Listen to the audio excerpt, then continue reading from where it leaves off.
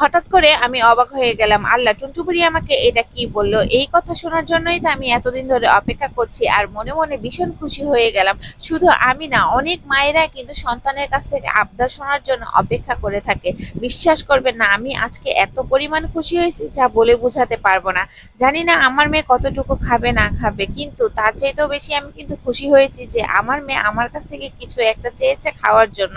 যাই হোক, সেই কথাই আপনাদের মাঝে শেয়ার করব। আসসালামু আলাইকুম, সবাই কেমন আছেন? আলহামদুলিল্লাহ, আমরা ভালো আছি। তো টুনটু বুড়ি আজকে হঠাৎ করেই বলতেছে ঘুম থেকে উঠে, আম্মু আজকে আমি ভাজি পরোটা খাবো। খুবই সামান্য একটা বিষয়, তাই না বলেন? যাই হোক, অনেকে বলতে পারেন যে ভাজি পরোটা একটা আবদার হলো আপু, এটা যে আমার কাছে কত বড় একটা আবদার সেটা আপনাদেরকে বোঝাতে পারবে না। যদিও আমার মেয়ে খায় না, অনেকে হয়তো বা আমার মেয়েকে দেখলে বুঝতে পারবেন যে আমার মেয়ে মনে হয় অনেক খায় কিংবা নাকি। আমার মেয়ে কিন্তু এরকম না। যাই হোক, টুকটুক করে তো মেয়ের আবদার পূরণ করতে চলে আসলাম। মেয়ের যে কথা বলেছে সেই কাজটাই তো আমার আগে করতে হবে, যেহেতু আমার মেয়ে আবদার করে বসে আছে। আর এখানে রাস্তার মধ্যে দেখেন কি সুন্দর বাঙ্গি পেয়েছি, আর বাঙ্গিগুলির কালারটা সেই সুন্দর, তাই না?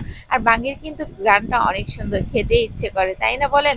অনেকের অনেক পছন্দ, কিন্তু আমার খুবই অপছন্দ। যাই হোক, টুনটুবুড়িকে নিয়ে এখন হোটেলে চলে যাচ্ছি। টুনটুবুড়ি হচ্ছে ভাজি পরোটা খাবে, আমার মেয়ে আমি জানি না কতটুকু খাবে, কিন্তু মেয়ের জন্য কিনতে আসছি, এটাই হচ্ছে বড় কথা।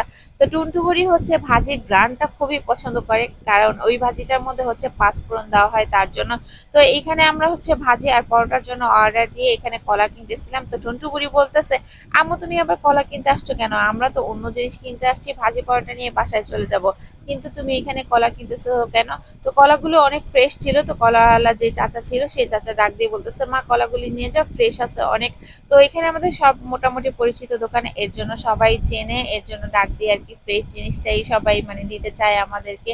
যাই হোক, সম্পর্ক ভালো থাকলে যাই হয় আর কি। আর এখানে এই যে দেখেন পরোটা নিয়ে নিলাম আমরা গরম গরম, আমি আবার আমার খাওয়ার জন্য দুইটা সমোসা নিলাম, মুচমুচে সমোসা। তো এই যে দেখেন মা মেয়ের নাস্তা নিয়ে হচ্ছে এখন বাসায় চলে যাব।